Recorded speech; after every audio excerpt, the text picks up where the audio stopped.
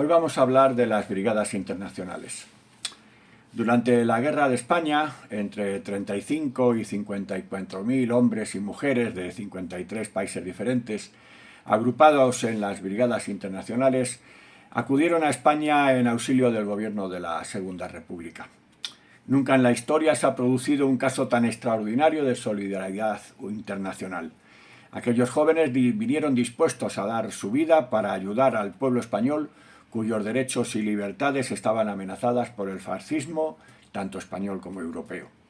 Más de 9.000 dejaron aquí sus vidas en los campos de nuestra querida llamada España. En cualquier caso, nunca jamás hubo más de 20.000 brigadistas juntos, presentes al mismo tiempo aquí. Antes de la formación de las brigadas internacionales en octubre del 36, habían ido viniendo a España numerosos voluntarios que venían por su cuenta a enrolarse en diferentes unidades. Por su unidad, afinidad ideológica, ya fuera anarquista, socialista, comunista, etc. Algunos ya residían aquí, bien por estudios, o como los latinoamericanos, o bien como exiliados políticos procedentes de otros gobiernos fascistas. El caso más señalado fue el de los numerosos participantes que habían venido a Barcelona a las Olimpiadas Populares de julio de 1936, que era la alternativa a los Juegos Olímpicos de Berlín que Hitler había organizado allí en su país. Lo cierto es que por todas partes se expresó la firme voluntad de prestar una ayuda concreta a la República Española que estaba siendo agredida. Se recogieron y enviaron urgentemente a España víveres, productos lácteos, medicamentos, ambulancias. Grupos de voluntarios de diversos países trataron por todos los medios de llegar aquí. Y con estos voluntarios se formaron los primeros grupos, como el Rákosi, que eran húngaros, el Dobrowski, que eran polacos, o Centurias, como la Tomman, británica, o la Gastone Sossi, italiana, o la Teilman, también alemana. Muchos de estos voluntarios y unidades se integraron más tarde en las brigadas internacionales. La idea de crear estas brigadas se fue gestando en el verano del 36, en una reunión del Comité que se celebró en Moscú el 18 de septiembre de ese mismo año. Se dio el aval a la propuesta y los partidos comunistas se comprometieron a reclutar voluntarios dispuestos a participar en la lucha junto a los republicanos españoles. Tras algunas vacilaciones iniciales, el gobierno de la República dio el visto bueno a que los primeros voluntarios llegaran a Albacete el 14 de octubre del 36 y el gobierno el día 22 firmó el ok cuando vio que el avance de los sublevados sobre Madrid revelaba una crítica situación militar de la República. Cada brigada se constituyó al principio con 3 batallones, normalmente con voluntarios de la misma nacionalidad o idioma, para facilitar un poco la comunicación entre ellos, ¿no? Más tarde cada brigada pudo contener entre 3 y 6 batallones con unos 650 hombres. Cada uno de estos solía tener 3 compañías de fusileros y una de ametralladoras. Junto al jefe militar había un comisario cuya principal tarea era mantener la moral y educar políticamente a las tropas, aunque en ocasiones también tenían que asumir labores militares. La instrucción que recibía era exigua, ya que las urgencias de la guerra exigían muchas veces llevarlos al frente apenas sin haber aprendido los elementos básicos de la técnica militar. La entrada en acción de estas unidades fue decisiva, tanto por la moral que infundió al pueblo madrileño en aquellas horas aciagas, como por ejemplo de eficacia y arrojo que dieron en el resto de los combatientes. Tan solo en las primeras jornadas de lucha, la 11ª Brigada perdió más de una tercera parte de sus efectivos. Pronto se organizaron otras brigadas como la 12, 13, 14, la 15, la 129 y alguna otra más. Un número importante de voluntarios eran judíos, colectivo que entendió muy bien la lucha contra el fascismo en España porque contribuía a contener el auge del antisemitismo en Europa. Entre 8 y 10.000 voluntarios de muy diversos países, casi un tercio, eran de origen judío, con porcentajes muy altos de Estados Unidos y Polonia sobre todo. El origen social de los brigadistas era muy diverso.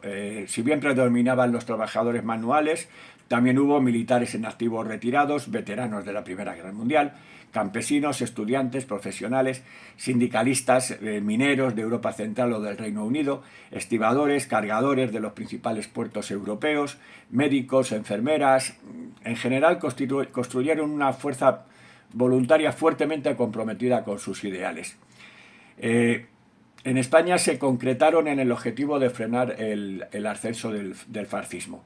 Vinieron a España a luchar en una guerra que no era suya, pero que ellos pensaron que sí. Participaron en muchísimas batallas.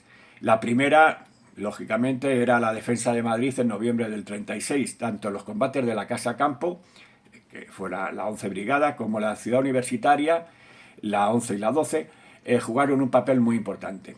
Pero también estuvieron en la batalla de la carretera de La Coruña, en la de Teruel, invierno del 36-37, al sur de Sierra Nevada, para contener la ofensiva italiana que avanzó sobre Málaga en febrero-marzo del 37, en Pozoblanco y Peñarroya, a finales del 36 y comienzos del 37 en Andújar Lopera. En febrero del 37, en la batalla del Jarama, contribuyeron y colaboraron a desbaratar la ofensiva franquista. En la batalla de Guadalajara, en marzo del 37, frenaron ahí la ofensiva de 4 divisiones mecanizadas italianas. En la ofensiva de La Granja, a finales de mayo, primeros de junio del 37. La ofensiva sobre Huesca, de mediados de junio. En julio del 37, la batalla de Brunete, donde sufrieron numerosas pérdidas. Un mes más tarde, en agosto, en la ofensiva sobre Zaragoza, la conocida como Batalla de Belchite, que ahí participaron la 11, la 13 y la 15 Brigada Internacional. En el invierno del 37-38 se produjo la ofensiva republicana sobre Teruel y ahí participaron absolutamente todas las brigadas internacionales menos la 14. En la batalla del Ebro, julio-octubre del 38, participaron también todas las brigadas menos la 129 que estaban en los combates de defensa de Valencia. La participación de diferentes estados extranjeros en la guerra vulneraba los acuerdos firmados en Londres, el Pacto de No Intervención. Ese comité de Londres encargado de su aplicación fracasó en toda regla y permitió que la descarada ayuda italo-italiana volcara la balanza bélica en favor de Franco. Este comité acordó en julio del 38 establecer un plan de repatriación de los extranjeros. El gobierno republicano de Negrín lo aceptó, incluso con sus deficiencias, pero con una gran dignidad, el 26 de julio. Franco lo admitió en agosto, pero no lo cumplió.